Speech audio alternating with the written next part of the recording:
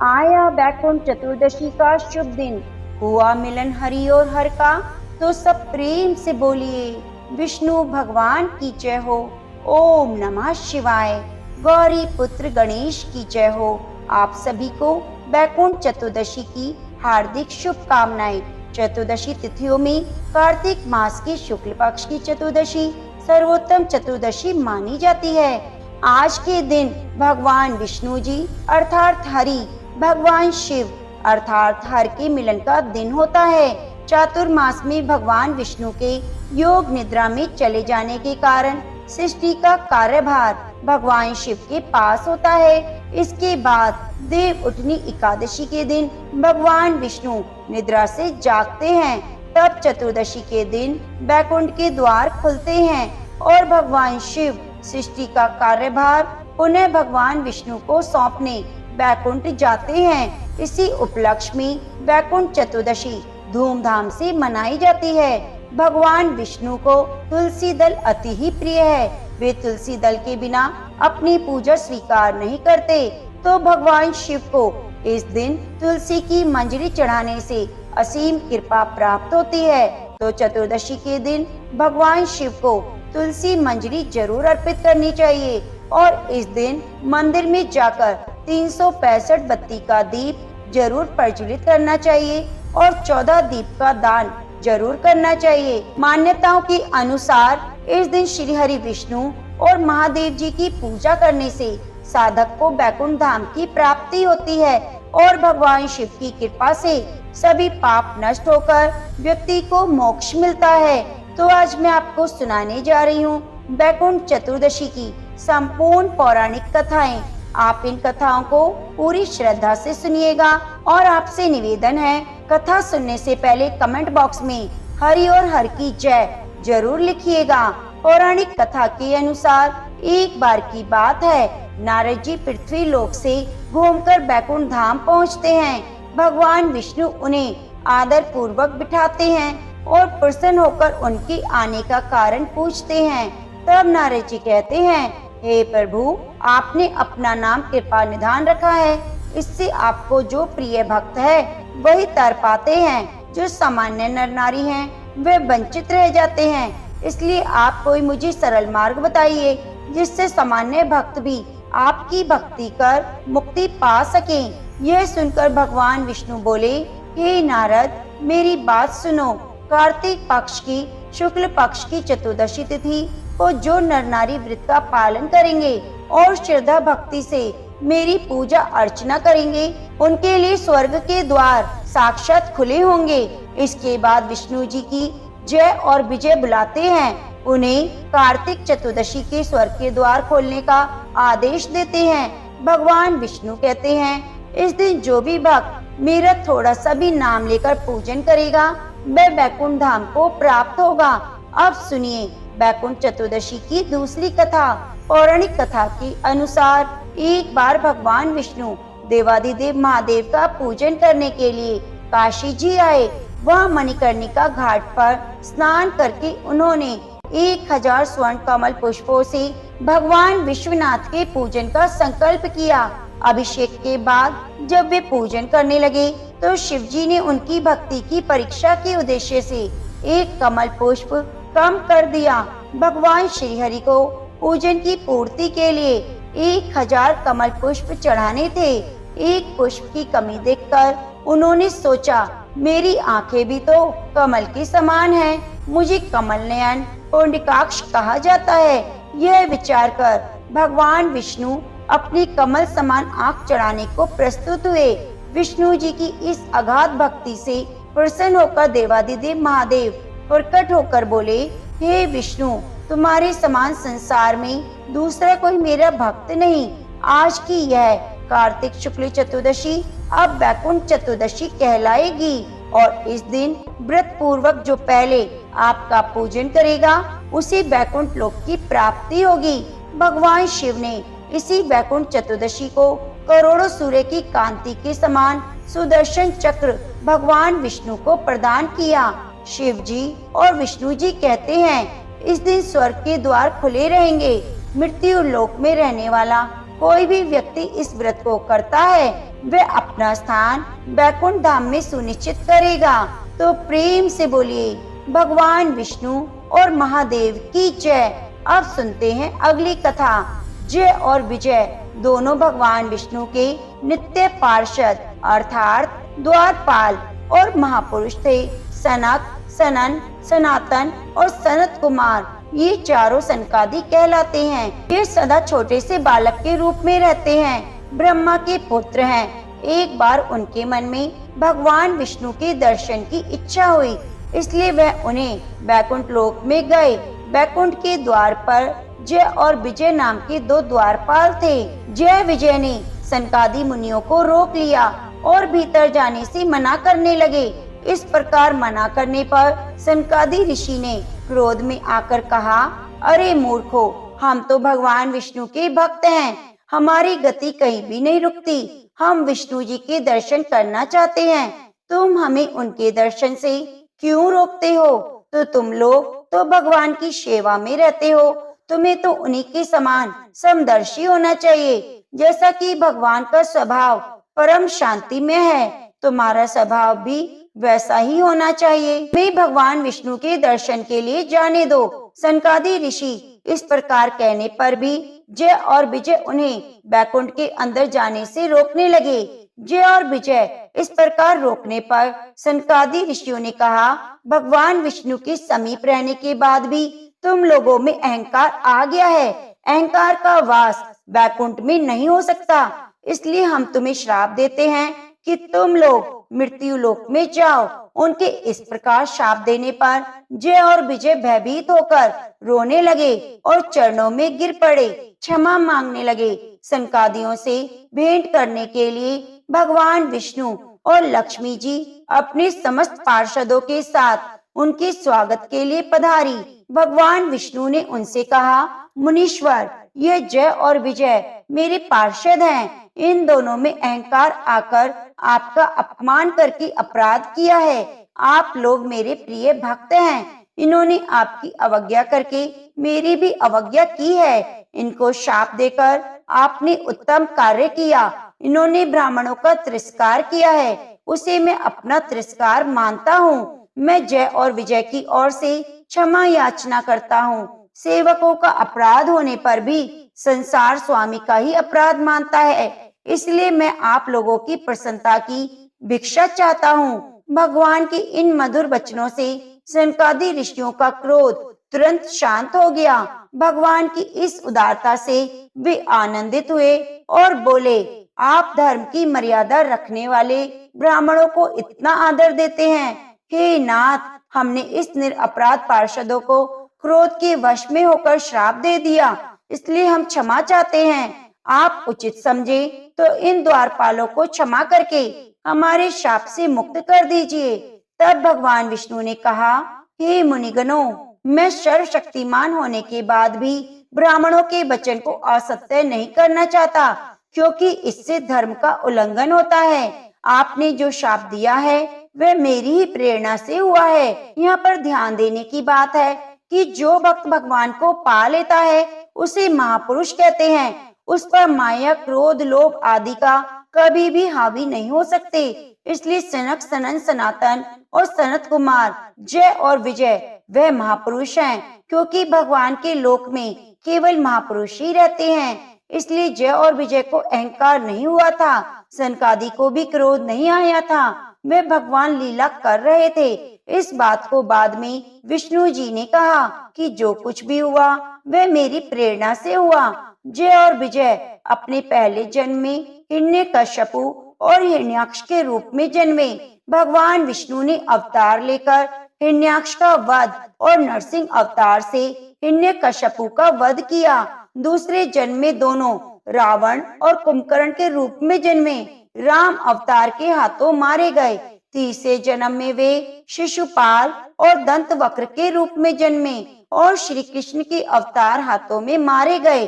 अंततः उन्हें शाप से मुक्ति मिल गई। एक अन्य कथा के अनुसार एक बुढ़िया थी, उसकी एक बछड़ी थी, उसका नाम ओढ़नी कपोर्णी था। कार्तिक के महीने में बुढ़िया पुष्कर जी नहाने निकली तो पड़ोसन से कहा, मेरी कपोर्णी को चारा डाल देना। पानी का कुंडा भरकर उसके पास रख देना। पड़ोसन रोज चारा डालती, पानी का कुंडा भरकर रख देती। एक दिन पड़ोसन को ध्यान नहीं रहा और उस दिन उसे कुछ भी नहीं मिला, तो वो भूख से मरती हुई पानी के कुंडे में गिर पड़ी। गिरते ही उसका स्नान हो गया और भूखे रहने से उसका व्रत हो गया, वह मर गई। उस दिन बैकुंठ चतुर्दशी की तिथि थी, तो वह बैकुंठ लोक में गई। बुढ़िया पुष्कर नहाकर वापस आ गई तो पड़ोसन से पूछने लगी, मेरी ऊर्नी कपूर्नी कहाँ है? तो पड़ोसन बोली, वो तो मर गई। तो बुढ़िया ने पूछा, उसने कितने कार्तिक स्नान किए? तो पड़ोसन बोली, ज्यादा तो नहीं, सिर्फ एक बैकुंठ चतुर्दशी को उसने स्नान किया।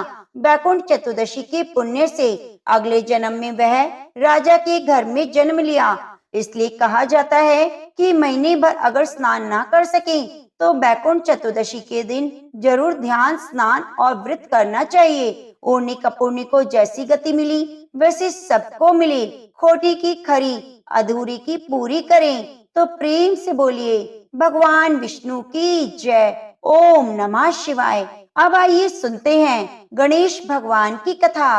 एक बार की बात है, भगवान भोलेनाथ और माता पार्वती दोनों कार्तिकेय जी और गणेश जी के विवाह की चर्चा कर रहे थे।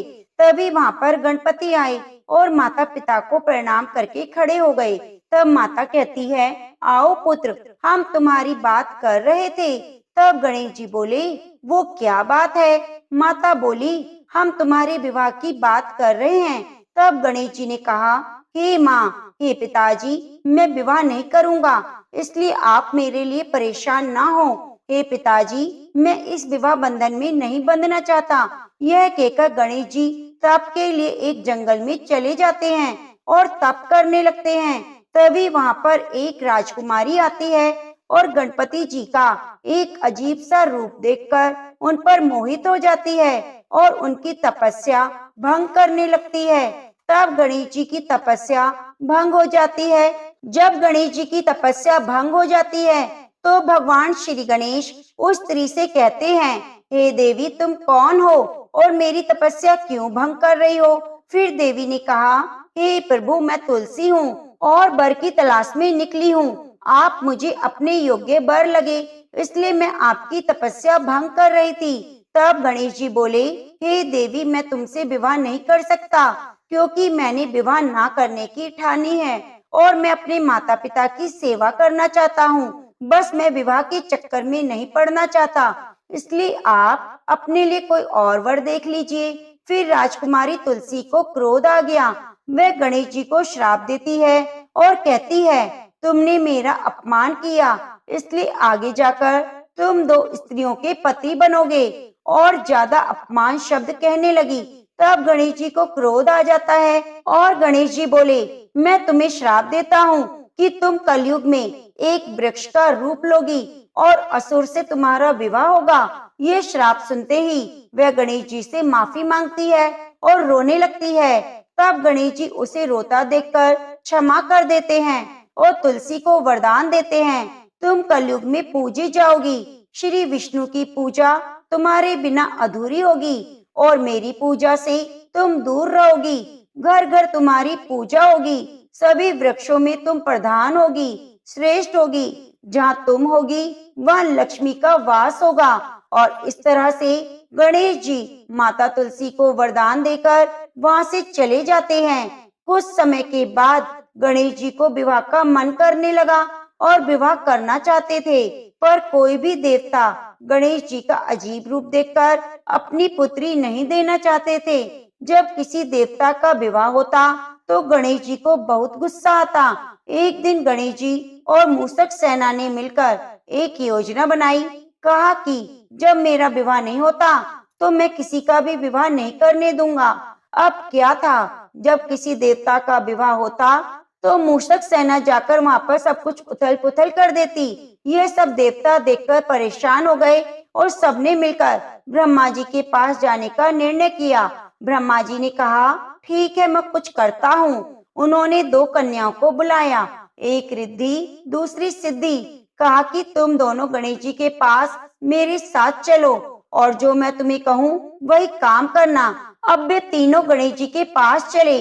ब्रह्मा जी ने गणेश जी से कहा, यह मेरी पुत्रियां हैं, आप इन्हें ज्ञान दें। गणेश जी ने दोनों को ज्ञान देना शुरू कर दिया और जैसे ही किसी का विवाह होता, मूषक तो गणेश जी के पास आता और अपनी बात कहने लगता। वैसे ही रिद्धि सिद्धि गणेश जी का ध्यान अपनी ओर कर लेती। ऐसे में सभी देवी देवताओं का विवाह हो गया। जब ये बात गणेश जी को पता चली तो वे क्रोधित हुए। तभी वहां पर ब्रह्मा जी आते हैं और गणेश जी से कहते हैं, आप मेरी दोनों पुत्रियों से विवाह कर लो। यह बात सुनकर गणेश जी खुश हो जाते हैं और बड़ी धूमधाम से गणेश जी का विवाह रिद्धि सिद्धि के साथ हो जाता है। कुछ समय होने के बाद रिद्धि और सिद्धि के दो पुत्र होते हैं। रिद्धि के पुत्र का नाम शुभ और सिद्धि के पुत्र का नाम लाभ होता है। एक कन्या होती है जिसका नाम संतोषी होता है। इस प्रकार से गणेश जी का विवाह संपन्न होता है। तो प्रेम से बोलिए गणेश भगवान की जय, श्री लक्ष्मी नारायण भगवान की जय। एक समय की बात है, दुर्वासा जी बरसाने गए हुए थे। उस समय श्री राधा जी अपनी सहेलियों के साथ खेल रही थी। राधा जी और उनकी सखियां छोटे छोटे बर्तन बनाकर उनमें झूठ मूठ का भोजन बनाकर भगवान को भोग लगा रही थी। श्री राधा रानी और उनकी सहेलियां ये सब कर रही थी कि अचानक से ऋषि दुर्वासा जी वहां आ पहुंचे। ऋषि दुर्वासा को देख राधा जी और उनकी सहेलियां ऋषि के सम्मान में उठ खड़ी हुई, उनको सादर प्रणाम किया और बड़े सरल भाव से स्वागत करते हुए उनको बैठने को कहा। ऋषि दुर्वासा भोली भाली और छोटी कन्याओं के इस सरल व्यवहार को देखकर अति प्रसन्न हुए। उन कन्याओं द्वारा बिछाए गए आसन पर जाकर बैठ गए। जिन दुर्वासा ऋषि की सेवा में कोई त्रुटि न हो जाए, इस डर से त्रिलोकी हमेशा डरती रहती थी। उन्हीं दुर्वासा ऋषि की सेवा में श्री राधा जी और उनकी सखियां बड़ी सरलता और प्रेम भाव से कर रही थीं।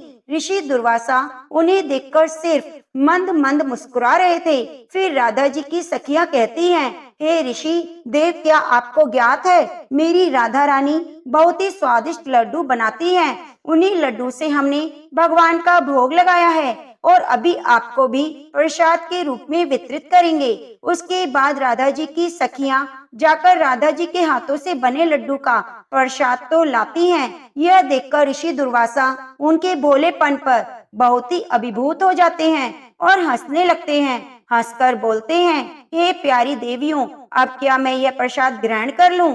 और पूछते हैं, क्या यह प्रसाद आपने बनाया है? ऋषि दुर्वासा के इस प्रश्न पर सारी सखियां एक ही साथ एक स्वर में कहती हैं, हाँ ऋषि देव, यह हमारी प्यारी राधा रानी ने बनाया है और हमारा दावा है आज तक आपने ऐसा लड्डू नहीं खाया होगा। उसके बाद ऋषि दुर्वासा जैसे उस झूठ बने लड्डू को प्रसन्नता पूर्वक मुख में डालते हैं, वैसे ही ऋषि पूरी तरह से आश्चर्यचकित रह जाते हैं। परंतु वह लड्डू ब्रिज की मिट्टी से बना था, क्योंकि एक उस लड्डू में ब्रिज की मिट्टी का स्वाद था, ऊपर से उसको स्वयं राधा रानी ने अपने हाथों से बनाया था। इससे ज्यादा क्या हो सकता है? अमृत को भी फीका कर दे ऐसा स्वाद उस लड्डू का। वो लड्डू खाकर ऋषि दुर्वासा की आंखों में आंसू आ गए और उसके बाद अत्यंत प्रसन्न होकर राधा जी को अपने पास बुलाते हैं और बड़े ही प्रेम से उनके सिर पर हाथ फेरते हुए आशीर्वाद देते हुए कहते हैं, बेटी राधा, आज से तुम अमृत हस्ता हुई। मतलब अमृत बनाने वाले हाथ, जो भी तुम्हारे हाथ से बना हुआ भोजन या कोई भी पकवान खाएगा वह दीर्घ आयु वाला और हमेशा विजयी होगा। ऋषि दुर्वासा जी धन्य हैं जिसके आशीर्वाद ने कृष्ण और राधा रानी की अत्यंत मनमोहक लीला के एक मार्ग को दिखाया। इसीलिए जिस स्थान पर भगवान श्री कृष्ण को भोग तैयार होता है उसे श्री राधा जी की रसोई कहा जाता है। इसी कारण से भगवान श्री कृष्ण जी बिना राधा रानी के कोई भी भोग ग्रहण नहीं करते। भगवान श्री कृष्ण जी के लिए जो भी भोग बनता है वह स्वयं श्री राधा रानी बनाती हैं। बिना उनकी आज्ञा के कोई भी भोग श्री कृष्ण जी तक नहीं पहुंचता। तो प्रेम से बोलिए राधा रानी सरकार की जय। तो प्रेम से बोलिए विष्णु भगवान की जय। अब आइए सुनते हैं माता महालक्ष्मी की कथा। ये कथा हमें हर शुक्रवार को जरूर सुननी चाहिए। इसके सुनने से धन लक्ष्मी के भंडारे भरते हैं और माता लक्ष्मी की कृपा होती है।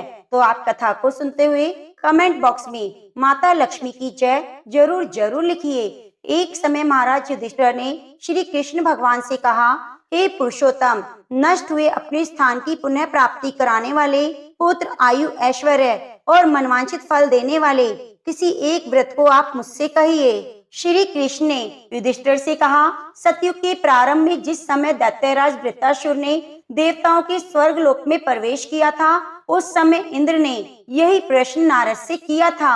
नारद जी ने कहा, हे इंद्र, पूर्व समय में अत्यंत रमणीक पुरंदरपुर नामक नगर था। वह नगर धर्म, अर्थ, काम और मोक्ष इन चारों पुरुषार्थों का उत्पत्ति स्थल होने के कारण संसार का भूषण रूप था। उस नगर में मंगल नाम का राजा राज्य करता था। उसकी दो रानियां थी, एक का नाम चिल देवी, दूसरी का नाम चोल देवी। एक समय राजा मंगल रानी चोल देवी के साथ महल के शिखर पर बैठा था। वहां से उसकी दृष्टि समुद्र के जल से घिरे हुए एक स्थान पर पड़ी। उसे देखकर अति प्रसन्नचित्त मन से राजा ने हंसकर चोल देवी से कहा, हे चंचलाक्षी, मैं तुम्हारे लिए नंदन वन को भी लजाने वाला एक बगीचा बनवा दूंगा। राजा के वाक्य को सुनकर रानी ने कहा, हे कान, ऐसा ही करिए। उसके बाद राजा ने उस स्थान पर एक बगीचा बनवा दिया। थोड़े समय में बगीचे में अनेक वृक्ष, लता, फूल और पक्षियों से संपन्न हो गया। एक समय उस उद्यान में एक विकराल शरीर वाला मेघ तुल्य शूकर आ गया। उसने वहां आकर अनेकों वृक्षों को तोड़ डाला, उद्यान को नष्ट भ्रष्ट कर दिया। काल तुल्य उस शूकर ने कई रखवालों को भी मार डाला। तब उद्यान के रक्षक भयभीत होकर राजा के पास गए, सब हाल कह सुनाया। यह बात सुनकर राजा ने अपनी सेना को आज्ञा दी कि शीघ्र जाकर शूकर को मार डालो। उसके बाद राजा भी एक मतवाले हाथी पर सवार होकर उद्यान की ओर चल पड़ा। सेना ने शूकर को चारों ओर से घेर लिया। तब राजा ने उच्च घोष करके कहा, जिसके रास्ते में ये शूकर धाम निकल जाएगा, उस सिपाही का सिर शत्रु की भांति काट डालूंगा।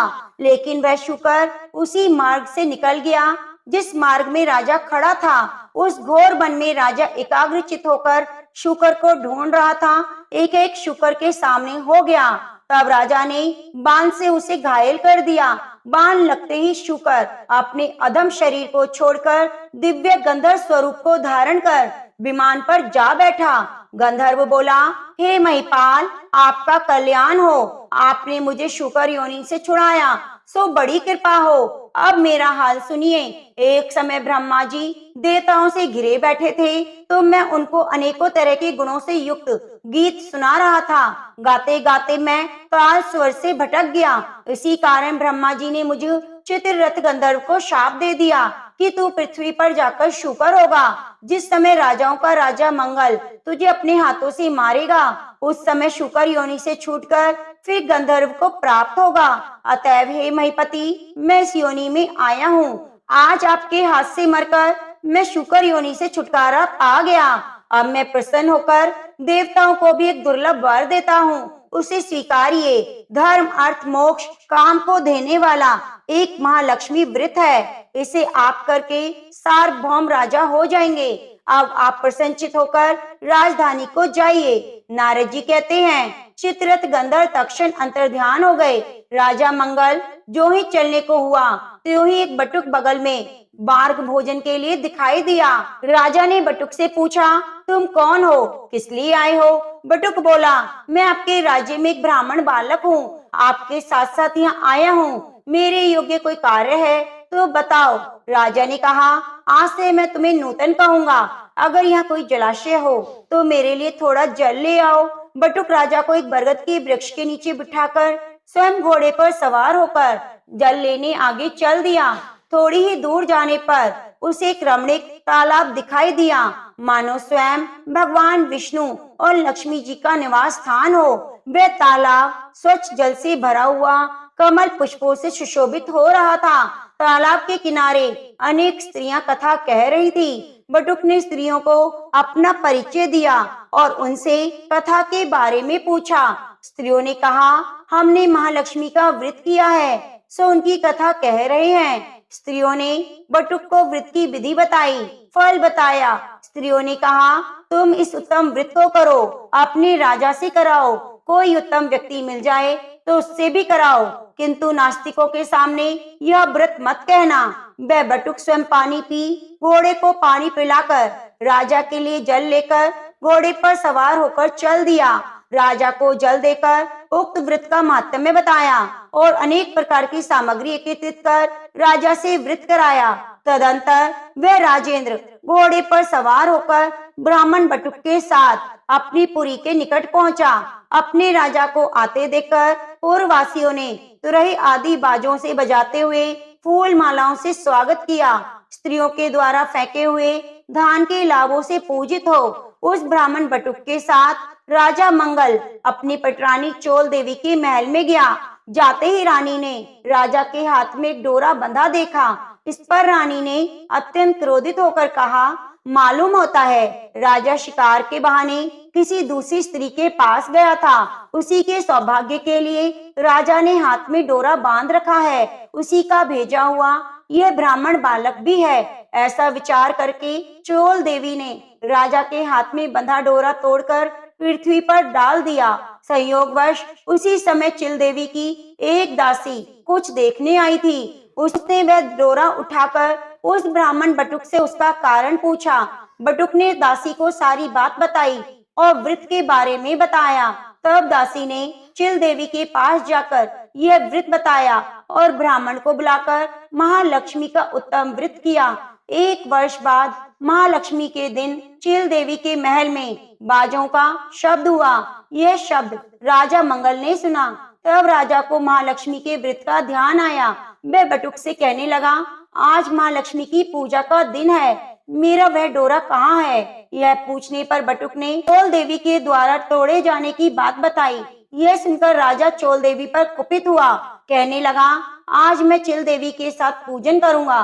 तब राजा बटुक के साथ चिल देवी के महल में गया। तभी लक्ष्मी जी एक वृद्धा का रूप धारण कर चोल देवी के महल में परीक्षा लेने गई। चोल देवी ने वृद्धा को भला बुरा कहकर वहां से चले जाने को कहा। तब वृद्धा रूपी महालक्ष्मी ने चोल देवी को श्राप दिया कि तू शुक्रमुखी हो जा, यह मंगलपुर कोलापुर हो जाए। तभी से यह नगर कोलापुर कहलाने लगा। लक्ष्मी जी वहां से चलकर चिल देवी के महल में आई। वहां अनेक प्रकार से उनका सम्मान हुआ, पूजा हुई। पूजन के बाद चिल देवी ने साक्षात लक्ष्मी जी का पूजन किया। तब लक्ष्मी जी बोली, मैं तुमसे पूर्णतः संतुष्ट हो, तुम जो चाहो वो वर मांगो। चिल देवी ने कहा, हे सुरेश्वरी, जो आपका उत्तम व्रत करे उसका घर आप कभी मत त्यागना, कथा सुने उसको मनवांछित फल देना। लक्ष्मी जी तथास्तु कहकर अंतर्ध्यान हो गई। राजा ने भी चिल देवी के साथ पूजन किया। उसी समय ईर्ष्यावश चोल देवी भी चिल देवी के यहाँ गई, जबकि द्वारपालों ने बहुत मना किया, फिर भी एक ना मानी। चोल देवी ने वहाँ का हाल देखकर न जाने क्या क्या सोचा और अंगिरा ऋषि के आश्रम में चली गई। महर्षि ने चोल देवी का क्रूप चेहरा देखकर उससे महालक्ष्मी का व्रत पूजन करवाया। महालक्ष्मी का व्रत पूजन के प्रभाव से वे लावण्य युक्त सुंदर स्त्री हो गई। किसी समय राजा ने शिकार खेलते हुए अंगिरा मुनि के आश्रम में सुंदर रूप युक्त चंचल नयनों वाली स्त्री को देखा। उससे देखकर राजा ने पूछा, यह कौन है? मुनि ने चोल देवी का सारा हाल बताया और राजा को सौंप दिया। तब राजा नगर में आकर चोल देवी और चिल देवी के साथ सुख भोगने लगा। चिरकाल तक राजा सप्तद्वीपों से युक्त पृथ्वी पर राज्य करने लगा। महालक्ष्मी के व्रत के प्रभाव से बटुक राजा का मंत्री बना। वह राजा पृथ्वी के सभी सुखों को भोगता हुआ अंत में जाकर आकाश में विष्णु देव श्रवण नक्षत्र बनकर स्थित हुआ। नारद जी बोले, हे इंद्र, सब व्रतों में उत्तम व्रत मैंने तुमसे कहा, जिसकी कथा सुनने से मनवांछित फल प्राप्त हो जाता है। जिस प्रकार तीर्थों में प्रयाग, देवताओं में भगवान, नदियों में गंगा पुनीत मानी गई है, उसी प्रकार यह व्रत सभी व्रतों में उत्तम है। हे इंद्र, धर्म काम मोक्ष की इच्छा से तुम भी इस व्रत को करो। इतना कहकर महालक्ष्मी धन धान्य, कीर्ति, आयु, यश, पुत्र पौत्र आदि सब कुछ देती है। श्री कृष्ण युधिष्ठिर से बोले, हे युधिष्ठिर, नारद जी द्वारा कहा गया यह व्रत देवराज इंद्र ने किया। अब आप भी इस व्रत को करो। कथा श्री कृष्ण भगवान ने महाराजा युधिष्ठिर से कही थी। यह सभी मनोकामनाओं को पूर्ण करने वाली कथा है। तो प्रेम से बोलो माता महालक्ष्मी की जय। ओम नमः शिवाय। की महारानी, नमो नमो हर की पटरानी, नमो नमो तुलसी महारानी, नमो नमो हर की पटरानी। प्रेम से बोलिए तुलसी शालिग्राम भगवान की जय। एक कन्या थी। जब वह थोड़ी बड़ी हुई, उसको समझ आने लगा, तब से वह तुलसी माता की पूजा करने लगी। उसके प्रतिदिन का नियम था कि तुलसी माता जी की पूजा करने के बाद ही खाना खाती। जब वह कन्या शादी के लायक हुई, तब उसके माता पिता ने उसकी शादी करवा दी। कन्या को उसके माता पिता ने दहेज में एक तुलसी का गमला दिया। ससुराल में वह प्रतिदिन सवेरे उठती, पूजा करती, उसके बाद ही खाना खाती। उसकी दो जेठानियां थी। वे दोनों उसका मजाक उड़ाती कि बड़ी नियम धर्म वाली बनती है। उन दोनों को उससे बहुत ईर्ष्या होती, इसलिए वे दोनों तुलसी जी का गमला छुपा देती। वह कन्या बड़ी मुश्किल से गमला ढूंढकर लाती और अच्छे से पूजा करती, फिर खाना खाती। वह गमला ढूंढकर लाती तो एक दिन उसकी जेठानियों ने क्या किया कि गमला ही दूर फेंक दिया। कन्या ने खूब ढूंढा पर उसे गमला नहीं मिला। वह बहुत परेशान हुई। उस दिन तो खाने में उसने कुछ भी नहीं खाया, क्योंकि उसका नियम था कि जब तक वह तुलसी माता की पूजा नहीं करेगी, वह कुछ नहीं खाएगी। उस कन्या की सच्ची भक्ति देखकर तुलसी माता उससे बहुत प्रसन्न हो गई और कमरे में तुलसी माता का गमला प्रकट हो गया। अगले दिन सुबह जब उठी तो क्या देखती है, उसकी खाट के चारों कोनों पर तुलसी माता का गमला आ गया है। यह देखकर वह बहुत प्रसन्न हो गई। अब मेरी तुलसी माता को कोई चुरा नहीं सकेगा। पूजन करने के लिए भी कहीं जाना नहीं पड़ेगा। कोई मेरी तुलसी माता को फेंकेगा भी नहीं। वह तो जल्दी से उठकर स्नान करती और तुलसी माता का पूजन कर लेती। जब वह खाना खाने बैठी तो उसकी जेठानियां मजाक करने लगी। लो देवरानी जी का नियम धर्म पूरा हो गया। उससे पूछती हैं, तुलसी जी की पूजा कर ली क्या? देवरानी बोली, हाँ कर ली। जेठानियां बोली, कहाँ से करी? गमला तो फेंक दिया। देवरानी कहती है, देख लो मेरे कमरे में खाट पर तुलसा जी लगी है। जेठानियां बहुत शर्मिंदा हुई और बोली कि देवरानी तेरी भक्ति सच्ची है, हमने तुझे बहुत परेशान किया, हमें माफ कर दो। देवरानी उन्हें माफ कर देती है। हम भी तुलसी माता से प्रार्थना करते हैं, हे तुलसी माता, जैसी कृपा आपने देवरानी पर करी वैसे सभी पर करना। तो प्रेम से बोलिए तुलसी माता की जय। भक्तजनों, अब आइए सुनते हैं लप्सी तपसी की कथा। यह कथा हमें हर कथा कहानी में जरूर सुननी चाहिए। एक लप्सी था, एक तपसी था। तपसी तो भगवान की तपस्या करता। लप्सी रोजाना सवा सेर का हलवा बनाकर भगवान को भोग लगाकर राली हिलाकर जीम लेता। एक दिन दोनों में झगड़ा हो गया। तपसी बोला मैं बड़ा, तपसी बोला मैं बड़ा, क्योंकि मैं भगवान की तपस्या करता हूँ। नारद जी बोले तुम्हारा फैसला मैं करूँगा। दूसरे दिन तपसी नहाकर आने लगा तो नारद जी ने 1.25 करोड़ का मुंदड़ा तपसी के आगे गिरा दिया। उसने आंखें खोलकर देखा तो मुंदड़ा पड़ा हुआ था। उसने उठाकर पैर के नीचे दबा लिया और तपस्या करने लगा। उधर लप्सी ने 1.25 सेर का हलवा बनाकर भगवान को भोग लगाकर राली हिलाकर चीम लिया। इतने में नारद जी आए, दोनों को अपने पास बिठाया। दोनों पूछने लगे, बताओ नारद जी कौन बड़ा? नारद जी ने तपसी से कहा, अपना पाँव हटाओ। पाँव हटाते ही मुंदड़ा निकला। तब नारद जी बोले, तुमने इसे चुराया, इसलिए तुम्हारी तपस्या भंग हो गई। लप्सी बड़ा है। तपसी कहने लगा, मुझे मेरी तपस्या का फल कैसे मिलेगा? नारद जी बोले, तेरी तपस्या का फल कार्तिक नहाने वाले देंगी। सब कहानी कहकर तेरी कहानी नहीं कहेंगी। कार्तिक का फल तुझे मिलेगा। धोती देकर अंगोछा नहीं देंगी तो उसका फल तुझे मिलेगा। सीधा देकर दक्षिणा नहीं देंगी, ब्राह्मण जमाकर दक्षिणा नहीं देंगी, दीवा चास के हाथ न जोड़े तो तुझे पुण्य मिलेगा, कपड़ा देकर बटन न लगाए, दाहिने हाथ से नाड़ा बांधे तो सबका फल तुझे मिलेगा। इतना कहकर नारद जी चले गए। तो प्रेम से बोलिए कार्तिक मास की जय हो। प्रिय भक्तजनों, अब आइए सुनते हैं तुलसी चालीसा। तुलसी महारानी करू बिन सिर नाय, जो मम हो संकट विकट दीजिए माति नशाए। नमो नमो तुलसी महारानी, महिमा अमित न जाए बखानी। दियो विष्णु तुमको सन्माना, जग में छायो सुयस महाना। विष्णु प्रिया जय जयति भवानी, तीनों लोक की हो सुख खानी। भगवत पूजा कर जो कोई, बिना तुम्हारे सफल न होई। जिस घर तब नहीं होए निवासा, उस घर करहि विष्णु नहीं बासा। करे सदा जो तब सुनित सुमरण, ते ही की काज सब होए पूरण। कार्तिक मास महात्म्य तुम्हारा, ताको जानत सब संसारा। तब पूजन जो करे कुंवारी, पावे सुंदर वर सुकुमारी।